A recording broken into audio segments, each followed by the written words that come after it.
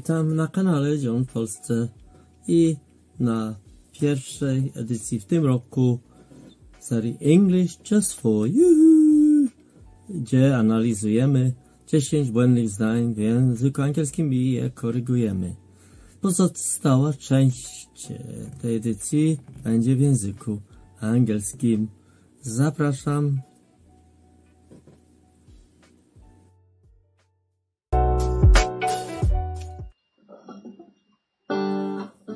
The first sentence, which is, he has a bike.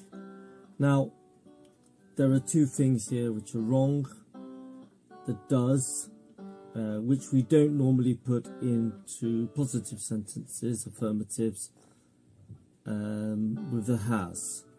Both are modal verbs. We can't put them together. So either we can say he has a bike, or he has got a bike, or he does have a bike, if we want to emphasize that fact. So that's sentence number one. Let's move on now to sentence number two.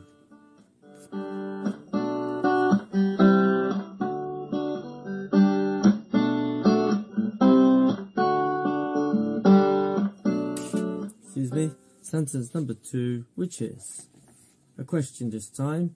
What means this word? Now, normally in the question, if we know the subject, in this case this word, we need to include an auxiliary verb. In this case it's the basic general question tense. This word is an it, so we'll need to put in the auxiliary does. And we need to put after the auxiliary the subject, which is this word, and the final word in the question is the infinitive. So the correct version is, what does this word mean? That's sentence number two. Let's now move on to sentence number three.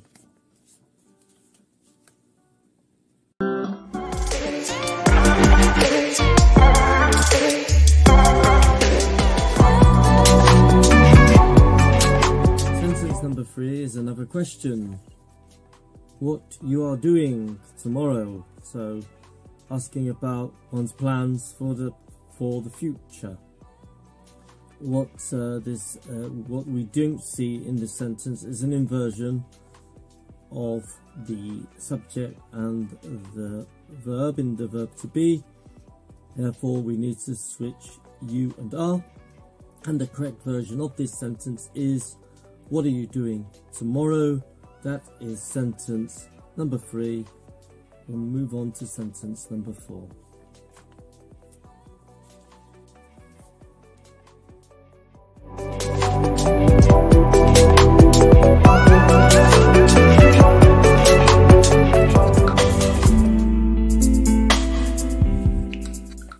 Sentence number four, which is, my dog's hungry and sad.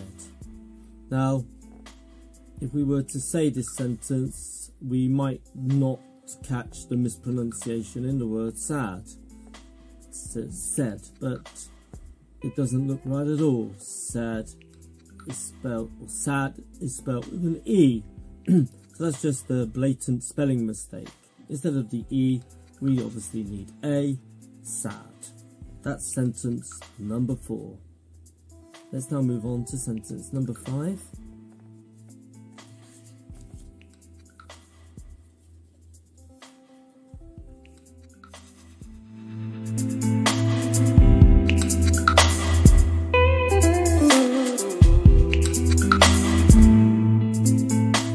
Sentence number five, which is, I didn't told him. This is a negative sentence.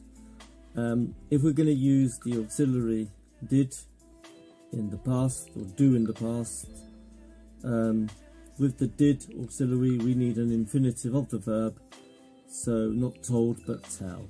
The correct version of the sentence is, I didn't tell him. That's sentence number five. We've reached a halfway point. Soon we'll move on, in a moment we'll move on to sentence number six.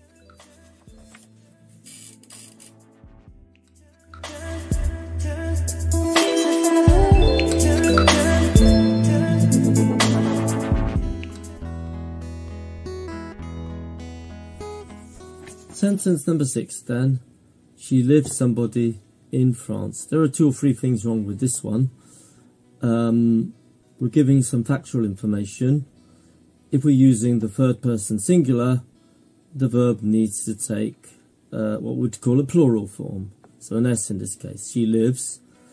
We would need a preposition before somebody. So that would be with. She lives with somebody in France. Would be the correct version of that sentence number 6. We move on to sentence number 7.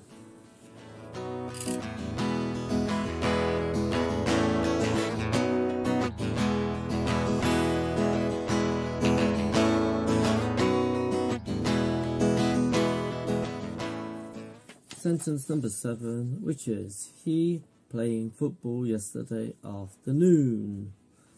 Now, in this case, there is one word missing, something that was happening over a longer period in the past. We need to add the past form of the verb to be, because we've got an ing form. He was playing football yesterday afternoon is the correct version of that sentence number 7. We'll now move on to sentence number 8.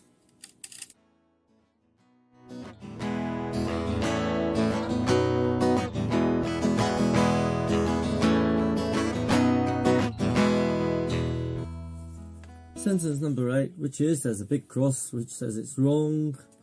It's an imperative. Don't to run in the room. Now, if we use an imperative form, we don't use a preposition before the verb. So we'll need, in this case, to remove the to. And then the correct version is don't run in the room. That's sentence number 8. We'll now move on to sentence number 9.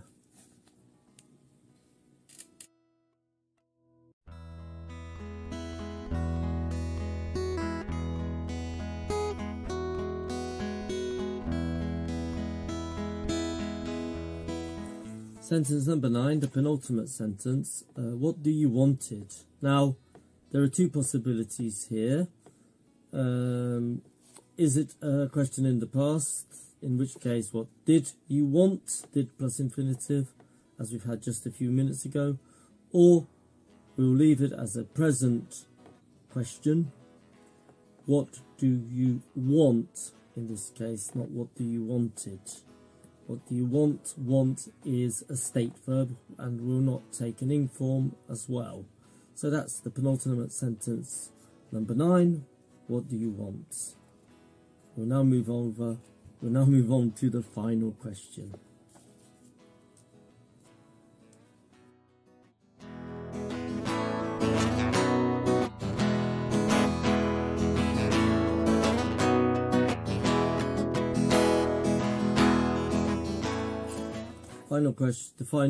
The final sentence rather, I would say is the most challenging of all the ones we've had today.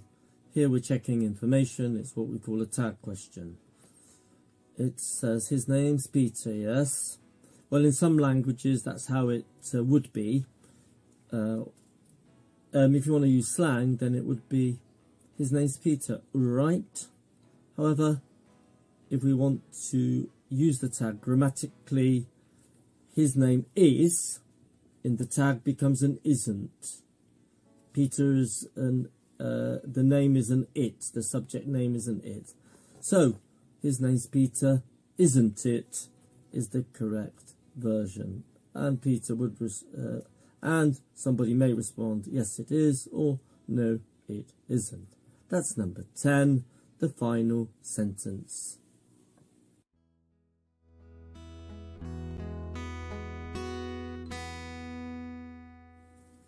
That's it for another edition of English Just For You. If you've got any questions, please ask them through the comment section. If you need further explanation to those corrections, I'm quite happy to give them. In the meantime, keep practicing the English and never give up. There's always room for improvement. I'll see you again in the February edition of English Just For You. Until then, enjoy the rest of the day, evening, or good night. See you soon in another video. Bye for now.